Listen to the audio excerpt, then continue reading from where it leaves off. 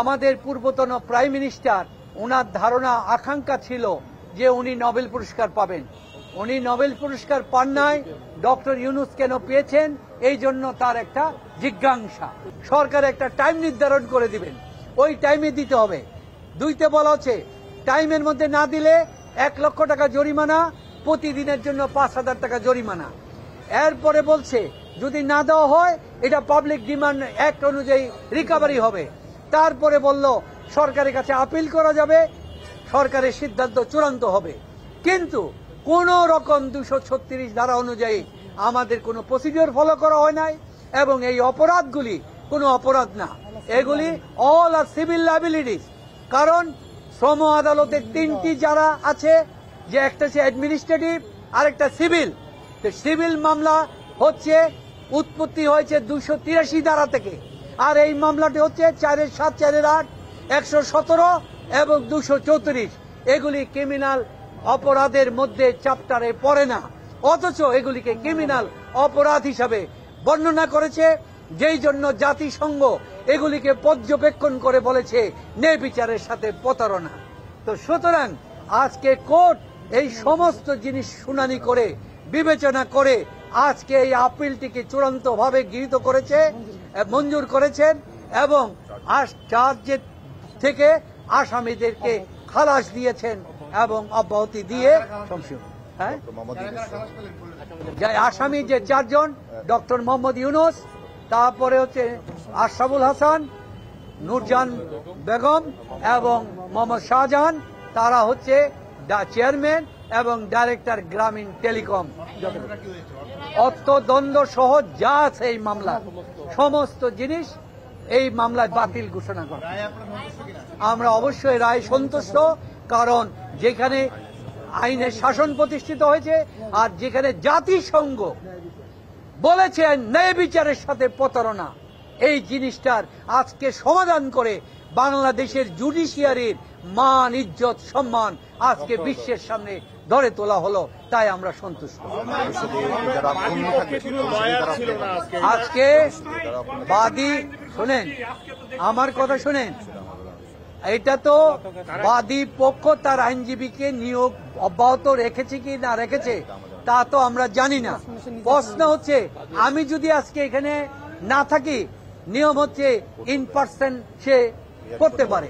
সুতরাং বাদী পক্ষ সরকারি প্রতিষ্ঠান, কলকারখানা অধিদপ্তর, তারা যৌথ পিটিশন দিয়েছে আমাদের সাথে এবং উপস্থিত থেকে আর্গুমেন্ট করেছে।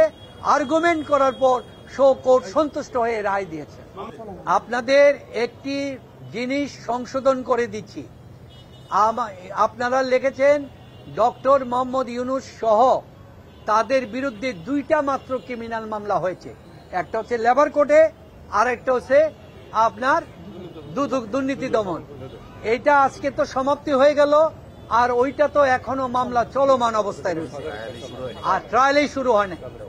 আর বাকি যে মামলাগুলি হয়েছে এগুলি তাদের ব্যক্তির বিরুদ্ধে হয় নাই, সেটি হয়েছে কোম্পানির বিরুদ্ধে, স্ব কোম্পানির বিরুদ্ধে, সেখানে কোনোটা নাই।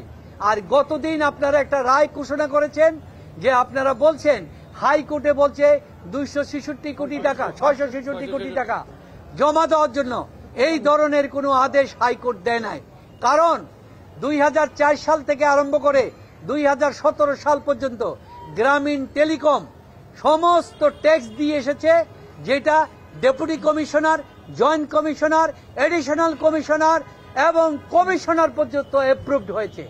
2017 সালে আইনের নিয়মকে বরখেলাপ করে এটাকে রিওপেন করে ডেপুটি কমিশনার এটা ওপেন করেছে, যার কোনো ক্ষমতা নাই। তাই গ্রামীণ কল্যাণের পক্ষ থেকে মামলা করা হয়েছে, কেন চ্যালেঞ্জ করা হয়েছে, কেন এটাকে অবৈধ করা হবে না।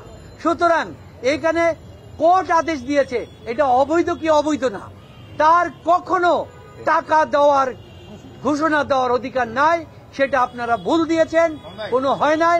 এবং এটা আগামীকাল ডক্টর মোহাম্মদ ইউনূস সাহেব সম্ভবত 2টার মধ্যে 2:10 ঢাকা এয়ারপোর্টে ফ্লাইটে উনি নামবেন। না, এটা তো উনি তো এখনো তো উনি বিগত সরকার হয়রানি করেছেন কেন, এই বিষয়গুলি আমরা বিদেশি সাংবাদিক পত্ররার কাছ থেকে 3টা জিনিস জানতে পেরেছি। একটা জিনিস বলছে যে আমাদের পূর্বতন প্রাইম মিনিস্টার, ওনার ধারণা আকাঙ্ক্ষা ছিল যে উনি নোবেল পুরস্কার পাবেন। উনি নোবেল পুরস্কার পান নাই, ডক্টর ইউনূস কেন পেয়েছেন, এই জন্য তার একটা জিজ্ঞাসা। আর দ্বিতীয়টি হচ্ছে ওনার প্রশ্ন ছিল ওনার বাবা বঙ্গবন্ধু শেখ মুজিবুর রহমানের চাইতে ডক্টর ইউনূসের নাম সারা পৃথিবীতে পরিচিতি এত ব্যাপক হবে কিনা। কিন্তু এখানে তাকে যারা এই কথাটি বলেছে তার উপদেষ্টারা, তারা ভুল বলেছে। কারণ আপনারা জানেন বাংলাদেশের স্বাধীনতা যুদ্ধ হয়েছে 71 সালে, আজকে 54 বছর। ওই বয়সে বিদেশের একজন সিটিজেন নাগরিক, তার বয়স ছিল 6 বছর। সেই 6 বয়সের ব্যক্তি যার আজকের বয়স হচ্ছে 60 বছর, তিনি তো বঙ্গবন্ধু বাংলাদেশের স্বাধীনতা সম্পর্কে জানেন না। তাই তার কাছে তো বঙ্গবন্ধু পরিচিত হবার কথা নয়, কারণ সে তো নাবালক ছিল, আজকে সে সিটিজেন হয়েছে। সুতরাং আজকে একটি কথা আছে, সে নিজে বাঁচলে বাপের নাম।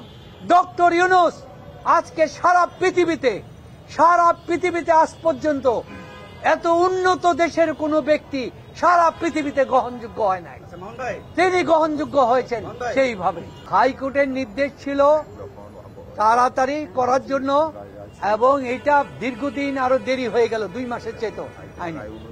আমরা সেইভাবে স্পষ্ট দিচ্ছি, এই নির্দেশনা আমাদের উপরে বাইন্ডিং ছিল, যেই জন্য যৌথ পিটিশন দিয়েছে। কারণ নইলে এটা কন্টেম্পট অফ কোর্টের পর্যায়ে চলে যায়, সময়সীমা এই জন্য দেওয়া হয়েছে।